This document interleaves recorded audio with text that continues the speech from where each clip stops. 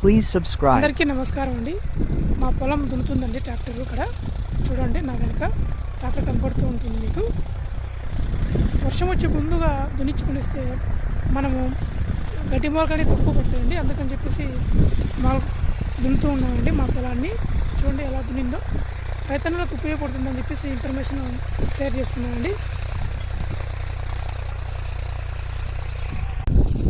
చూడండి ఫ్రెండ్స్, ఏ విధంగా దున్నుతుందో.